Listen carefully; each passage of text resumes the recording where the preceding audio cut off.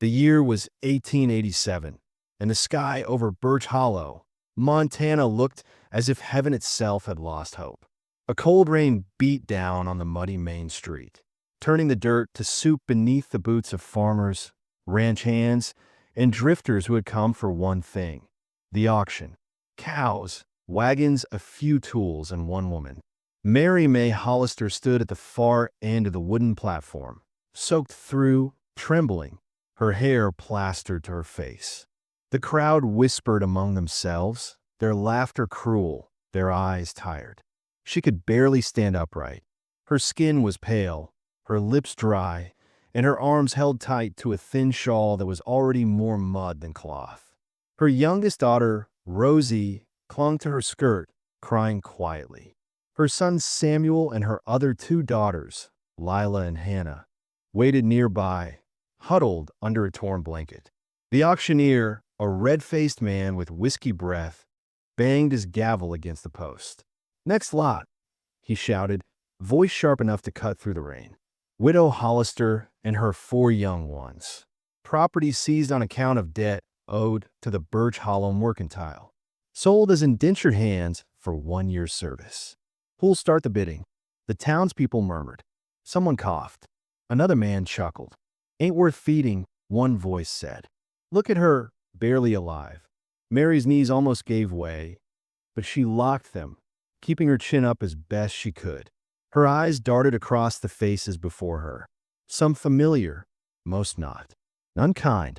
She swallowed hard, praying the rain might wash her away before another man's hand went up. From the edge of the crowd, William Boone watched. A tall, broad man in a worn wool coat, his hat pulled low against the storm. The lines on his face told the story of hard winters and buried love. He hadn't planned on being there that morning. He'd come to town for flour and nails, not for people. But something in the way she stood, weak but still proud, rooted him in place. The auctioneer's call echoed again. "Start at $10. "10. Who'll give 10? No one spoke. "5 then. $5 to start." "Come on now. She can still work. Got young uns who can fetch water, clean, cook." A laugh rose from the crowd. "You'll have to feed him first." Mary's son, Samuel, maybe 10 years old, stepped in front of his mother like a small shield, his eyes fierce despite his thin frame. Lila and Hannah held hands tightly, their faces pale but defiant. The sight twisted something deep in William's chest. The auctioneer scowled. $3. Someone take the burden off the county. A merchant near the front lifted a hand. $2.50, he said with a smirk. Reckon the store could use a washer. The crowd snickered. Mary shut her eyes, her hand resting on Rosie's head. Then a low voice came from the back. "Calm, steady, certain. 5. Heads turned. William Boone stepped forward through the rain, his boots sinking into the mud with every stride. The merchant frowned. "5? You're a fool, Boone. Ain't worth feeding a ghost." William didn't answer. He just reached into his coat pocket, pulled out a few silver coins, and dropped them onto the post. The sound was small, but it silenced the crowd. "Sold," the auctioneer barked, slamming his gavel. To William Boone, the hammer's echo faded into the storm. Mary didn't move. Her eyes met his for the first time, gray meeting gray, both dulled by too much loss. "Why?" she whispered, her voice barely audible over the rain. William stepped up onto the platform, shrugging off his coat and wrapping it around her shoulders. "Because no one else did," he said simply. She trembled under the weight of it, both the coat and the kindness. "I can't pay you back," she murmured. "You won't need to." He looked at the children, Samuel, Lila, Hannah, and Rosie, thin, hungry, scared, and motioned toward his wagon. "Come on. You'll catch your death if you stay." Samuel hesitated, his jaw tight. "You gonna hurt us?" William shook his head. "Not today, son." He lifted Rosie into his arms, the little girl light as a sack of feathers. Her eyes fluttered open, too tired to cry. "You got a name?" William asked. "Rosie," she whispered. "All right, Rosie. Let's get you home." They left the town behind, the wagon creaking through the muddy road. The rain thickened, a steady hiss across the fields. The horses strained against the wind, steam rising from their backs. Samuel sat close to his mother, watching William warily, while Lila and Hannah clung to each other, their small hands trembling. William drove in silence, glancing once in a while at the woman beside him. She had wrapped his coat tight, her children pressed close, all five shivering. She looked like she was made of glass, fragile, ready to break if handled wrong. "You from around here?" he asked after a while. "South Side," she said weakly. "We had a farm. My husband, he died last winter. Fever took him. Then the debt came." William nodded once. "Sorry." She gave a faint smile. "Don't be. He wasn't much kind." The wagon hit a rut, jolting the children awake. Rosie began to cry, and Hannah coughed softly. William reached into his satchel and pulled out a piece of jerky, handing it to Samuel. The boy took it and broke it into 4 pieces, passing them to his sisters with care. Mary's eyes softened. "You didn't have to do this." "Maybe not," William said, watching the road ahead. "But someone had to." For a long while, the only sound was the creak of wood and the rain tapping the canvas cover. The world seemed smaller, quieter, safer inside that sound. By nightfall, the storm had turned to sleet. The plain stretched empty on both sides, a sea of gray mud and bent grass. William slowed the horses as a faint glow appeared in the distance. A cabin, small and worn, half hidden among the willows. "That yours?" Mary asked. He nodded. "Ain't much, but it'll keep you dry."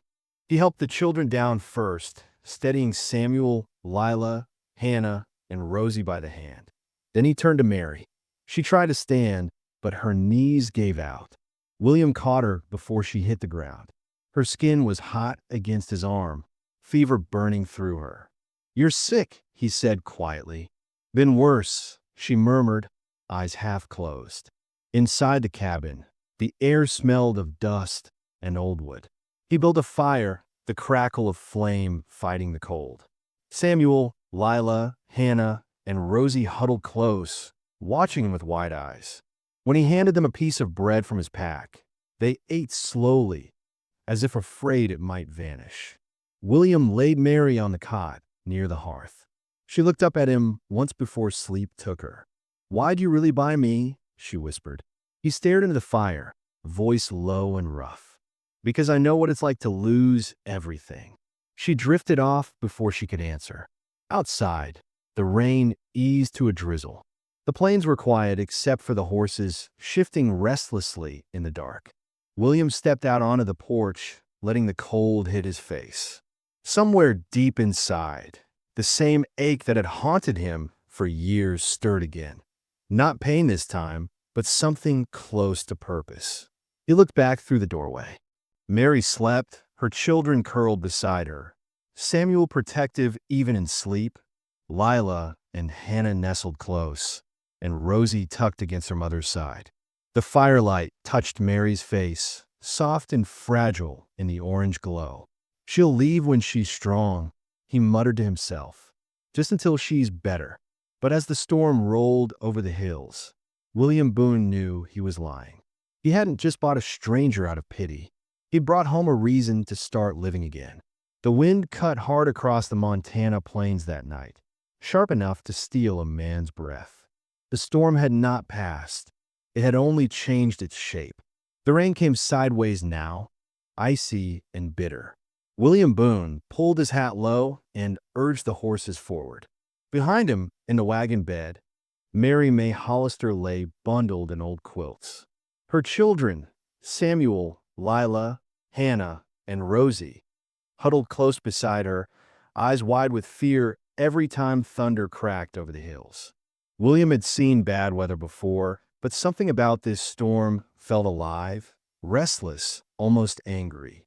He tightened his grip on the reins and shouted over the wind, "Hold on back there. Ain't far now." Samuel's voice answered faintly through the rain. "How far's not far?" William didn't lie. "Couple more miles."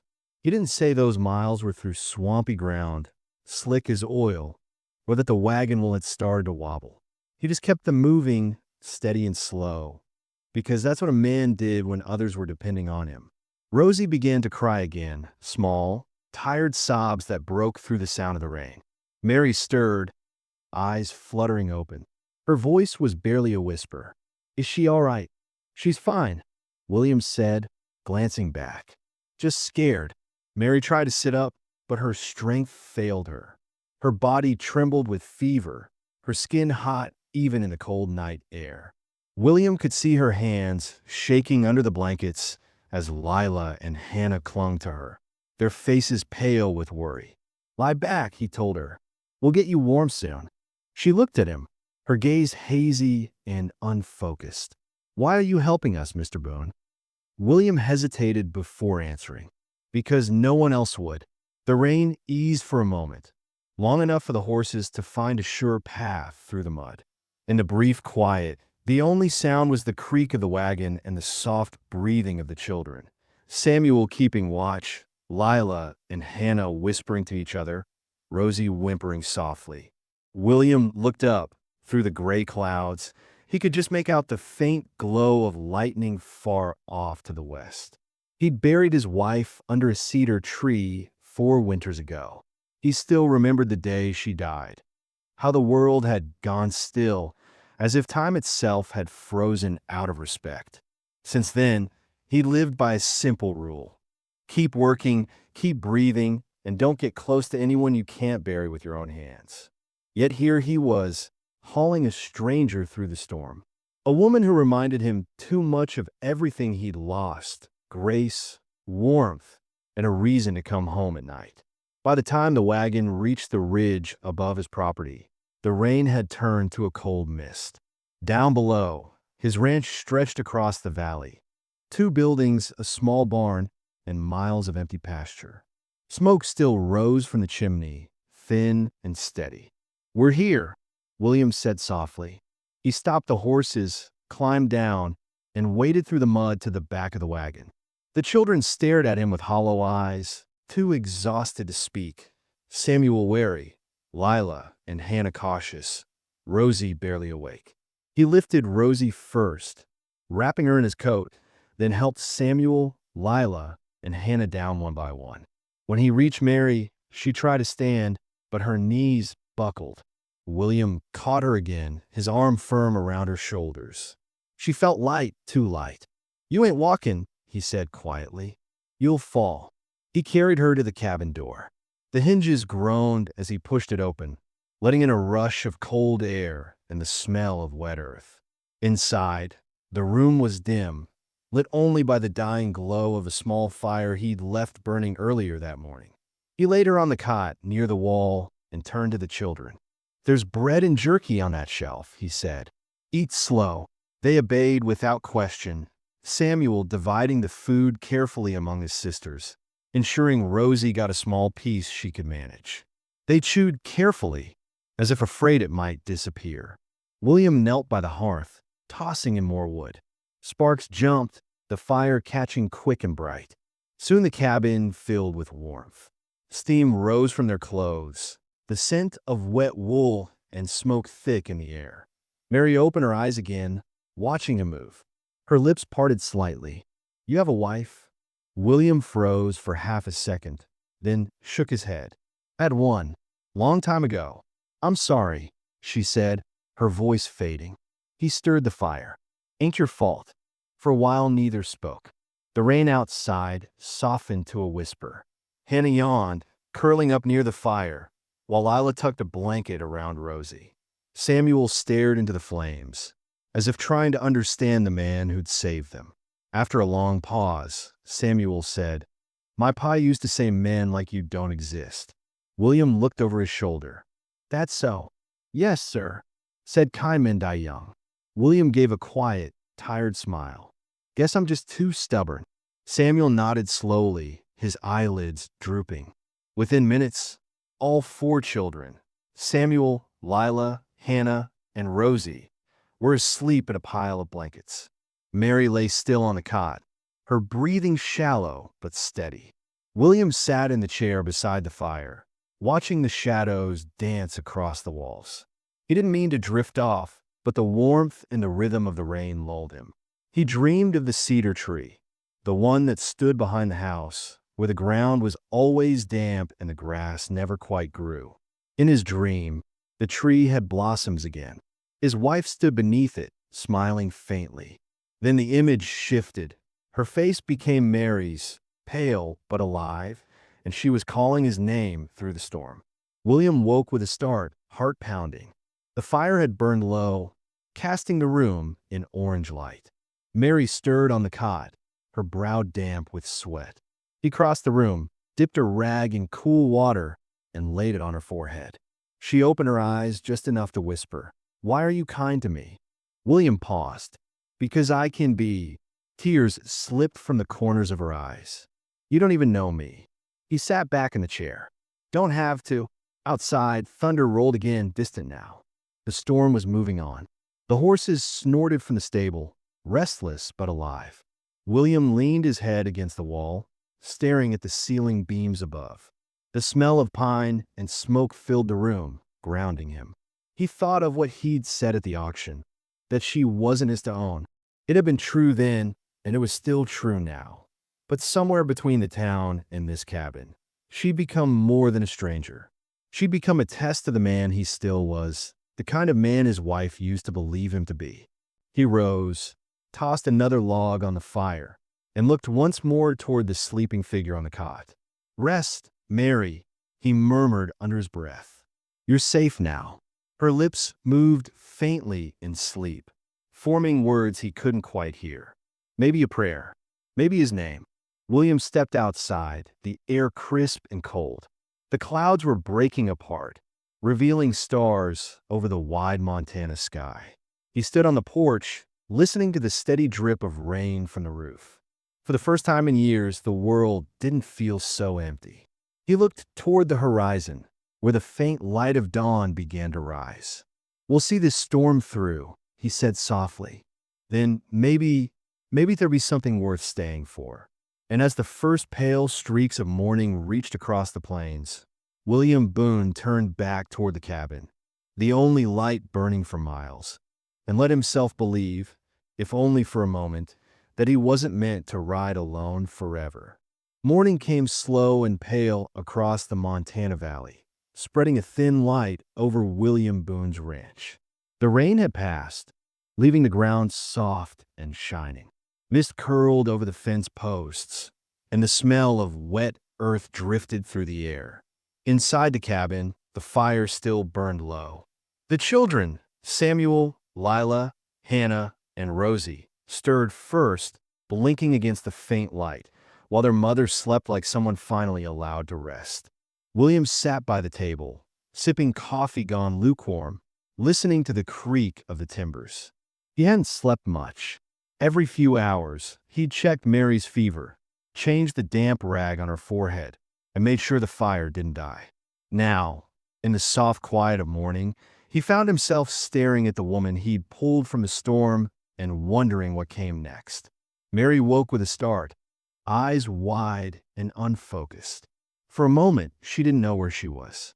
Then the smell of smoke and the sound of her children's soft breathing brought it back. She sat up slowly, clutching the blanket to her chest. William rose from the table. "Easy now. Fever's gone down some." Her voice came out hoarse. "How long was I out?" "Better part of 2 days," he said. "Storm near washed us clear off the map." She looked around the cabin, taking in the rough walls, the simple furniture, the tools hung neatly on nails. "This is your place." He nodded. "Such as it is. Been here near 10 years. You live alone?" "Mostly." He poured her a cup of water and handed it over. "Drink slow." Mary obeyed, her hands trembling slightly. She looked smaller in the morning light, tired, but no longer ghostly. The color had begun to creep back into her face. "You should have left us," she said quietly. "We were nothing but trouble." William leaned against the table, folding his arms. "You'd have died out there. Wouldn't have been your burden." He met her gaze, steady and calm. Didn't feel like one. For a while, the only sound was the crackle of the fire. Then Rosie laughed, a thin, high sound that filled the cabin like sunlight. The youngest, with tangled blonde curls, toddled toward William and held up a crust of bread. "You eat?" she asked, her small voice shy. William smiled faintly. "Already did, darlin'. You keep it." Mary watched, something soft breaking across her face. It had been months since she'd seen any of her children, Samuel, Lila, Hannah, or Rosie, smile. By afternoon, Mary was strong enough to stand. William had been outside splitting wood, and when he came in, he found her at the stove, trying to stir a pot of broth, with Lila and Hannah hovering nearby, eager to help. "You don't need to be on your feet," he said. She looked over her shoulder. "You've done enough. Let me do something." He didn't argue. He just nodded and stepped aside. The room filled with the gentle rhythm of life returning. Spoons against tin bowls, the murmur of Lila and Hannah giggling, Samuel watching quietly, Rosie clinging to her mother's skirt. Later, when the dishes were washed and the children napped, Mary stood by the doorway, watching William mend a bridle strap. "I'll pay you back somehow," she said. William didn't look up. "Ain't a debt." "Maybe not to you," she replied softly, "but it is to me." He set the strap down, wiping his hands on a rag. "You ever been to town?" She frowned. "Not since before the auction." "Then tomorrow we'll go. Get what you and the young uns need. Clothes, food, shoes." Her eyes widened. "I can't let you spend more." William shrugged. "My money, my choice." She started to speak, then stopped. There was no changing his mind. She could see that. Still, the thought of stepping back into that town made her stomach twist. She remembered the faces, the whispers, the gavel sound. The next morning, the road into Birch Hollow was already busy. Wagons rolled through the mud, merchants shouted prices, and the smell of wet hay filled the air. Mary sat in the wagon seat beside William. Her children, Samuel, Lila, Hannah, and Rosie, huddled under a blanket in the back. She kept her shawl pulled tight and her eyes down. As they entered town, conversation slowed. Heads turned. Folks who'd been there at the auction stared openly now, their curiosity heavy as the clouds overhead. "That her?" someone whispered. "The widow Boone bought." Another voice, sharp and mean, answered, "Reckon he's gone soft. Must be lonely out there." Mary's face burned. She wanted to disappear. William didn't so much as glance their way. He tied the horses outside the general store and helped the children down. Samuel first, then Lila, Hannah, and Rosie. Inside, the air smelled of flour and tobacco. The storekeeper, a wiry man with a drooping mustache, leaned on the counter as they entered. "Morning, Boone," he said, eyes flicking toward Mary. "Didn't think I'd see her again so soon." William set a list on the counter. "Need flour, salt, sugar, and coffee. Boots for the boy, shoes for the girls. You got blankets in stock." The man nodded slowly, his gaze still fixed on Mary. "You'll regret this kindness," he said under his breath. William looked up, voice steady as stone. "Not my habit to regret what's right." The storekeeper flushed and said no more. When they left the store, Mary carried Rosie in her arms, while Samuel, Lila, and Hannah walked close, clutching their new shoes. Her head stayed bowed, but William noticed her steps were steadier than before. He said nothing until they reached the wagon. "Don't pay mind to talk," he said. "Small towns got long memories and short mercy." Mary gave a tired smile. "You sound like you've lived that truth." He gave a slow nod. "More than once." By the time they reached home, the sun was setting, turning the wet fields gold. The children, Samuel, Lila, Hannah, and Rosie, ran ahead to the porch, chasing each other's laughter. For the first time, their voices didn't sound afraid. Mary paused beside the wagon, looking out across the valley. The air smelled clean, the hills green again after the storm. "It's beautiful here," she said. William followed her gaze. "It can be when it wants to." Inside, the cabin glowed warm. Mary helped prepare supper, beans, bread, and coffee that tasted better than it should have.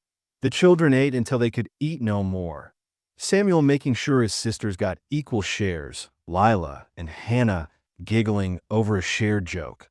Rosie nibbling slowly. They curled up near the fire afterward. When the room grew quiet, Mary sat by the table, mending one of Lila's shirts. William watched her for a moment before speaking. "They'll sleep good tonight." She nodded. "They haven't had a bed in months." He hesitated. "You could stay here a while, if you wanted. Till spring, at least." Mary looked up, startled. "I can't impose." "Ain't an imposition." Her eyes glistened. "You don't even know us." William's voice dropped low. "Don't have to know a person to see they need a home." For a long moment, they just sat there, the firelight flickering between them. Something gentle passed in that silence, an understanding that neither dared name. Outside, the wind had quieted. The storm clouds had finally drifted beyond the horizon. As Mary rose to check on Samuel, Lila, Hannah, and Rosie, William looked toward the door, then back at the warm scene before him. For years, his home had been nothing but wood, stone, and memory. Tonight, it felt like it was breathing again. He muttered to himself, didn't plan on company, but his tone carried no regret. Only something new, something he hadn't felt since before the cedar tree turned gray with snow. That night, as the fire dimmed, the woman he'd saved from the auction whispered a small prayer of thanks. William didn't hear it, but he felt it all the same. Outside, the moon rose over the valley, casting silver across the wet fields. For the first time in years, the cabin on the ridge looked less like a monument to loneliness and more like the beginning of something that might just last. Spring crept quietly over the Montana plains. The snow melted into the rivers, and the wind carried the scent of grass and pine through the valley. William Boone's ranch came back to life, slowly, like a man remembering how to breathe. The fences stood straight again, the horses grew strong, and laughter, for the first time in years, began to echo across the yard. Mary May Hollister was no longer the ghostly woman he had carried out of that storm. Her color had returned, her steps were sure, and her hands were always busy, hanging laundry, mending shirts, stirring pots of stew that filled the cabin with warmth. Her children, Samuel, Lila, Hannah, and Rosie, followed William through the fields, learning the rhythm of ranch life. Rosie, the youngest, rode on his shoulders, giggling as he walked. Samuel practiced throwing a rope with all the determination of a grown man, while Lila and Hannah trailed behind, collecting wildflowers or chasing butterflies. In the evenings, Mary would sit on the porch, brushing Lila and Hannah's hair while Rosie nestled in her lap. William worked nearby, fixing a fence post or sharpening tools. The sound of her quiet humming mixed with the creak of the rocking chair and the far-off cry of meadowlarks. Sometimes, when she caught him watching her, she'd smile shyly, and he'd look away, pretending to adjust a tool or feed the fire. He told himself it was only gratitude, that what he felt was nothing more than pity for a woman who'd suffered enough. But each night, the line between pity and something deeper grew harder to see. One evening, as the sun slipped behind the hills, Mary stepped outside, wiping her hands on her apron. William sat on the porch rail, sharpening his knife, the edge glinting in the orange light. She hesitated before speaking. "You don't talk much," she said softly. William shrugged. "Never found much worth saying." "Still," she said, her voice gentler now. "Silence can be heavy. Sometimes it helps to let someone share the weight." He looked up at her, eyes unreadable. "You talk like a preacher." Mary smiled faintly. "No, just a woman who's carried too many things alone." A long pause settled between them, not uncomfortable, but full of unspoken truths. William turned his gaze toward the fields, where Samuel was teaching Lila and Hannah to stack kindling.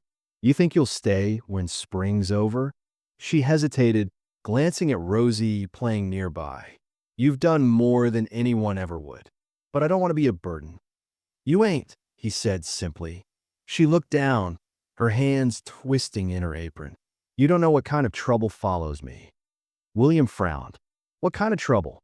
Her eyes glistened, And when she spoke again, her voice trembled. "My husband's brother, Clyde Hollister. He's the one who sold us. Said it was payment for debt. I ran before he could come collect. If he finds me," she trailed off, shaking her head. William's jaw tightened. "No man's got claim on you. Not anymore."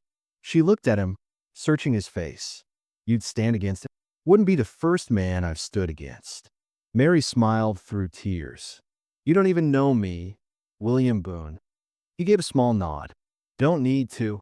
For a moment, her breath caught, and the porch fell quiet except for the hum of the evening wind and Rosie's soft giggles.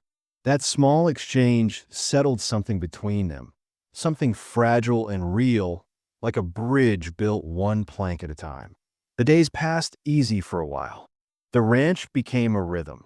William teaching Samuel to mend fences and read the weather. Mary baking bread and humming songs from her childhood as Lila and Hannah helped knead the dough. Rosie followed her mother everywhere, her small hands clutching at Mary's skirts. The house, once cold and echoing, now held the warmth of a family, though neither dared call it that aloud. But Birch Hollow hadn't forgotten. When Mary went into town to sell butter and eggs, whispers followed her. "That's her," someone muttered near the blacksmith shop. "The woman Boone bought. She's still living up there?" another asked. "Ain't right, him talking her in. Folks say he keeps her like a wife." Mary kept her eyes down, holding Rosie's hand tightly as Samuel, Lila, and Hannah stayed close. Her voice was calm when she paid for flour, but when she walked out of the store, she felt the sting of stares behind her. It wasn't just the words, it was the quiet judgment that cut deepest. By the time she reached the wagon, her hands were shaking. William, waiting with the horses, saw the look on her face. "They said something?" he asked. She forced a smile, adjusting Rosie on her hip. "Doesn't matter. Matters to me." She met his eyes, then looked away. "They'll always talk. Can't stop that." William's expression didn't change, but his jaw flexed. "Next time, I'll go instead." She shook her head. "If you do, they'll just talk more." They rode home in silence. Samuel sitting tall beside William, Lila and Hannah whispering in the back, Rosie asleep against Mary's shoulder. The valley stretched wide and quiet around them, but Mary's thoughts were loud. She wondered how long this peace could last before the past came pounding at the door again. That night, after the children were asleep, Samuel snoring softly, Lila and Hannah curled together, Rosie tucked under a blanket, Mary found William sitting outside, the lantern burning low beside him. The stars spread wide above the plains. She stepped out quietly, wrapping a shawl around her shoulders. "Can't sleep?" she asked. "Storm comin'," he said, nodding toward the horizon. "Feel in the air." She followed his gaze. The sky was dark and calm, but she believed him. He always seemed to know when trouble was near. She hesitated, then said softly, "William, do you ever think about what life might have been if things were different?" He looked at her, eyes shadowed under the brim of his hat. "All the time." And he sighed. "Learned long ago it don't change a thing." She stepped closer, her voice trembling. "You've given me more kindness than I deserve. But you should know, Clyde won't stop. Men like him never do." William nodded slowly. "Then I guess I'll just have to make him." There was no anger in his tone, just certainty. Mary felt a strange calm settle in her chest. For years she'd faced the world alone, bracing for cruelty. Now, for the first time, she felt protected, not because she was weak, but because someone finally saw her worth. The wind picked up, rustling the pine trees. Somewhere in the distance, a wolf howled. William rose, tightening his coat. "You get some rest," he said.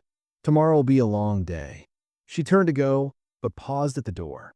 "William," he stopped. "Thank you," she whispered, "for everything." He gave a small nod, tipping his hat. "Ain't done yet." Before dawn, the dogs began barking. William stepped onto the porch, hand on his rifle. Across the dark fields, a faint dust trail moved along the road. 3 riders heading toward the ranch. His eyes narrowed. "Who is it?" Mary's voice came from behind him, shaky and half asleep. He didn't turn. Don't know yet, but I'll find out. She clutched the door frame, fear rising in her chest. It's him, isn't it? William didn't answer. He watched the riders draw closer until the silhouettes came clear in the faint morning light. One man in front, tall, straight-backed, with a familiar swagger. Mary's breath hitched. Clyde. William's jaw set. Go inside. Lock the door. She wanted to argue, but his tone left no room. As she pulled Samuel, Lila, Hannah, and Rosie close, William stepped down from the porch, the rifle steady in his hands. The sun broke over the horizon, painting the valley gold and red. The storm Mary had feared was no longer in the sky. It had arrived at her doorstep. And William Boone, silent and unshaken, stood ready to face it. The morning sun rose pale and cold over Birch Hollow, spilling light across William Boone's ranch. But the peace that usually came with dawn was gone.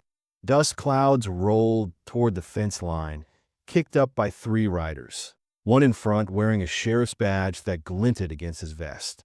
Behind him rode Clyde Hollister, tall, broad, and mean-looking, the kind of man whose grin always hinted at cruelty. William stood in the yard, a steady figure against the rising light. His rifle rested across his arm, not raised, not threatening, just ready. The horses snorted as they slowed near the gate. Clyde dismounted first, spitting into the dirt before speaking. Well, he drawled, his voice oily and smug. Didn't think I'd find you playing house, so far from town.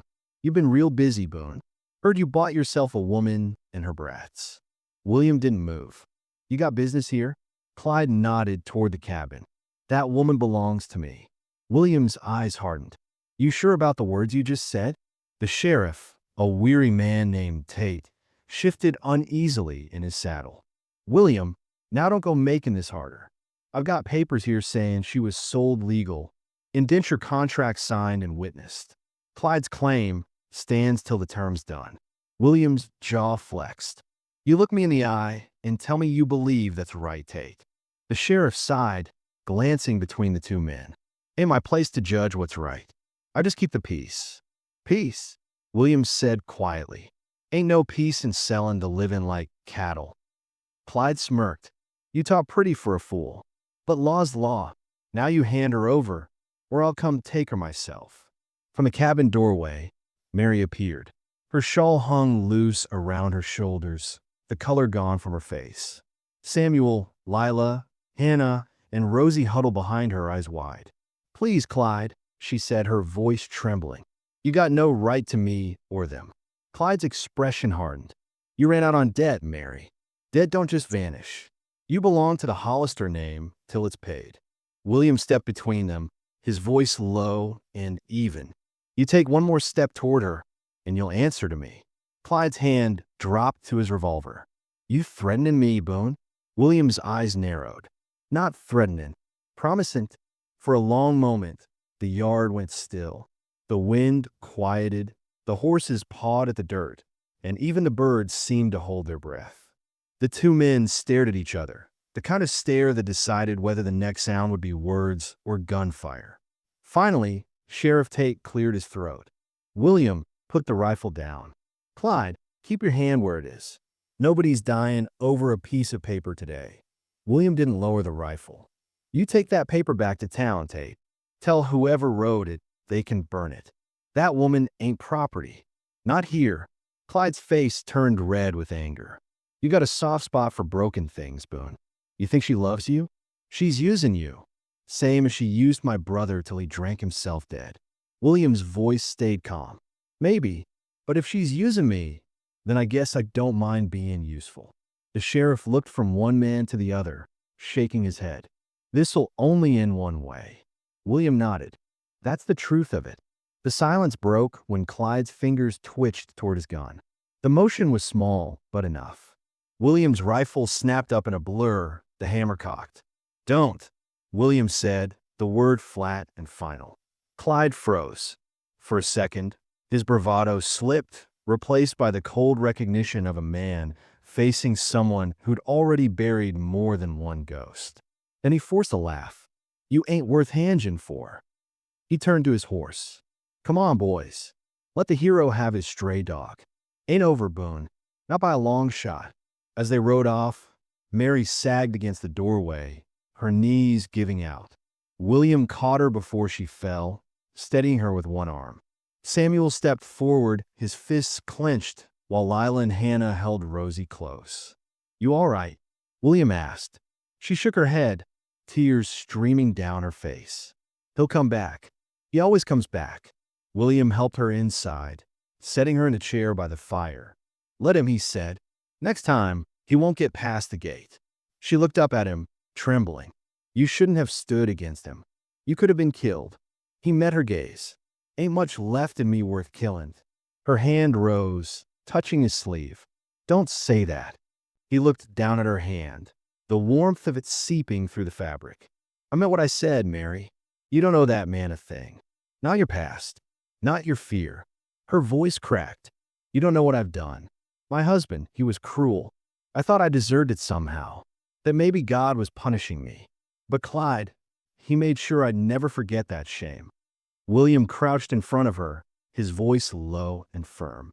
"You listen to me. Ain't no God in what that man did. And shame don't belong to the hurt. It belongs to the ones who caused it." Tears slipped down her cheeks. "Why are you so kind to me?" He hesitated. "Because once someone was kind to me when I didn't deserve it either." The room went quiet again, except for the steady pop of the fire.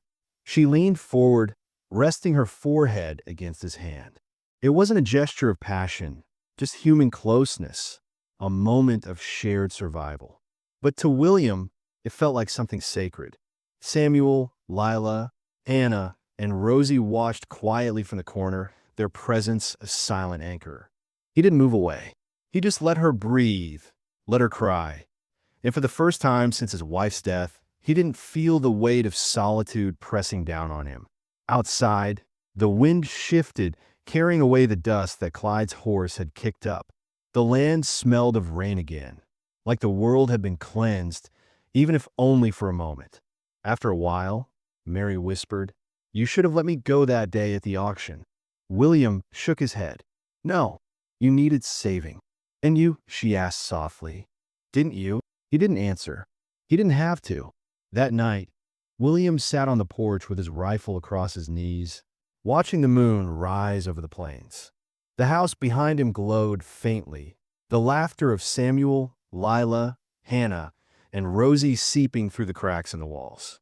For all the darkness in the world, that sound was enough to keep him steady.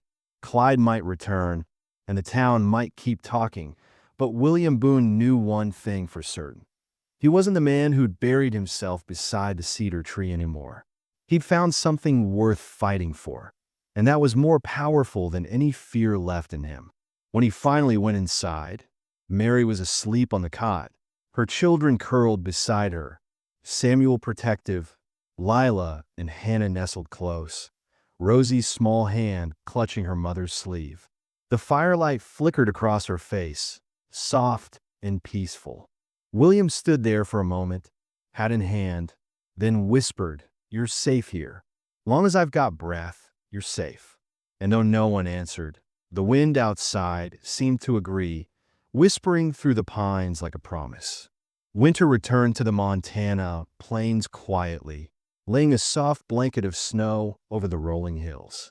The valley that had once been gray and lifeless now sparkled with frost, the air sharp and clean.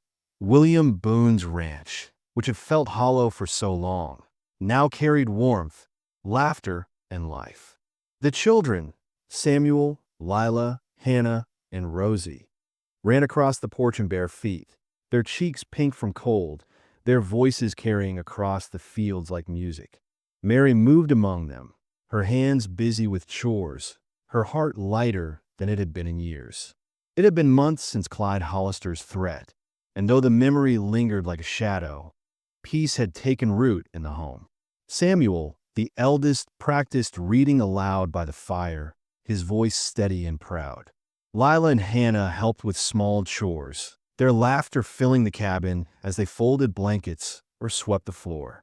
Rosie, still the youngest, clung to her mother's skirts, safe and cared for, her giggles a constant melody. Mary had grown stronger, her steps surer, her voice quiet but full of the confidence that comes from survival and love. William watched her often, coffee in hand, his hat tipped low, listening to her hum a tune he didn't recognize but found comforting. One afternoon, as the sun dipped behind the cedar tree where William had buried his first wife, Samuel ran up the path, eyes bright, a small wooden box clutched in his hands. "Ma says she won't wear it unless you ask proper," the boy said breathlessly, handing the box to William. William opened it carefully. Inside lay a simple cedar ring, rough but honest, carved by his own hands. His chest tightened, the memories of loss and solitude pressing against him. Mary had no idea he had been planning this, yet Samuel's words made his next steps clear. He rose, the weight of the past and the promise of the future balanced in his hands. That evening, he waited under the cedar tree, snow crunching softly beneath his boots. Mary appeared at the edge of the clearing, wrapped in a faded blue shawl, carrying flowers that Lila and Hannah had gathered. Rosie toddled beside her, clutching her hand, while Samuel stood nearby, watching quietly. The world seemed hushed around them, as if holding its breath. "Mary May," William said, voice low but steady, "I ain't much for fine words, but I've watched you breathe life into this house, into Samuel, Lila, Hannah, and Rosie, into me. You gave us laughter when we'd forgotten how to laugh. You gave us hope when the storm seemed endless. Will you marry me?" Tears welled in Mary's eyes. She took a small step forward, letting the snow crunch beneath her boots. "You bought me once, William Boone," she said softly, "but this time, I'm choosing you."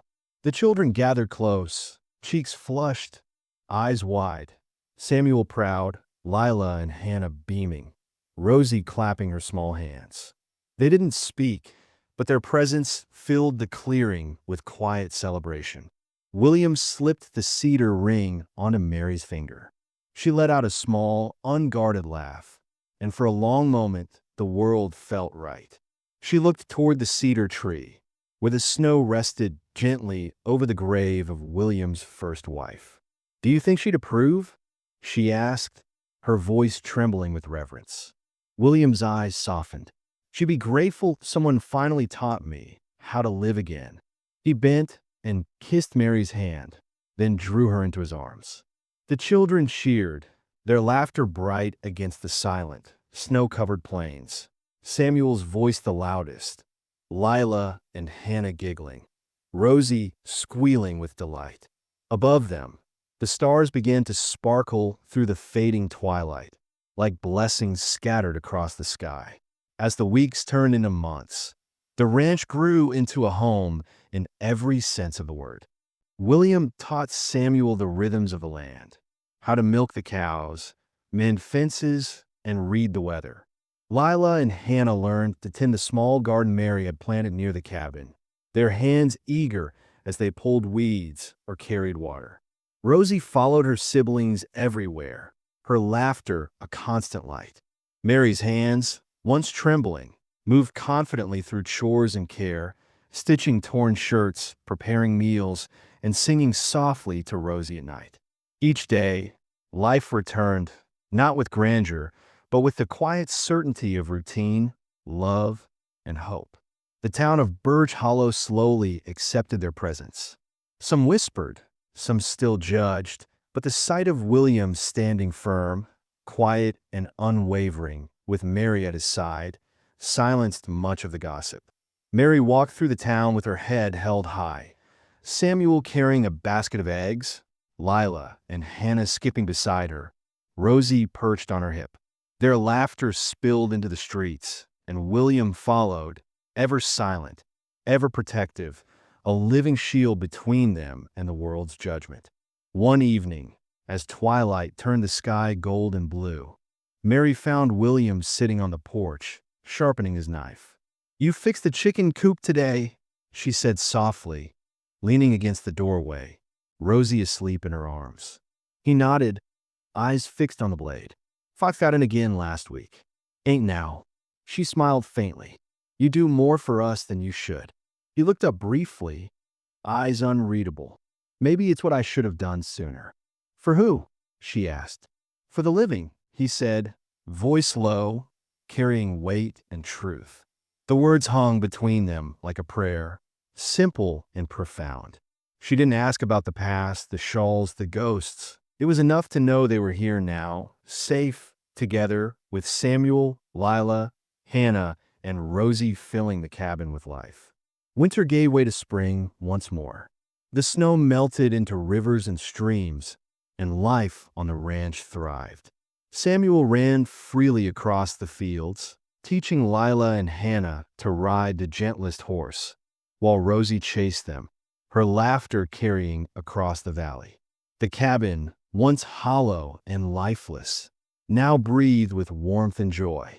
And on quiet nights, when the firelight flickered against the walls, William and Mary would sit side by side, watching Samuel, Lila, Hannah, and Rosie sleep. No words were necessary. Something unspoken passed between them. Trust, love, and the understanding that kindness could grow even in the soil of sorrow. Years later, travelers passing through the valley would see the cabin's windows glowing in the evening and hear the laughter of Samuel, Lila, Hannah, and Rosie drifting through the crisp night air. Bread baking on the wind, children's voices ringing, a family bound not by blood, but by love, resilience, and second chances. Because sometimes love doesn't arrive with thunder. It comes quiet, steady, like the morning light breaking through storm-stained glass. And a man who had buried his heart once could find it blooming again, by a hearth shared, by hands clasped against the cold, and by the courage to protect what mattered most. William Boone had learned that life could start anew, even after grief and loss, and Mary May Hollister had discovered that hope could survive even when the world tried to take it away. Together, with Samuel, Lila, Hannah, and Rosie, they had built a home, a family, and a future, proof that grace could find its way through the darkest storms. And in the Montana Valley, under the cedar tree and the endless sky, the story of their redemption and love would linger, quiet and certain, for all who passed by and remembered that sometimes second chances are all it takes to heal a broken world.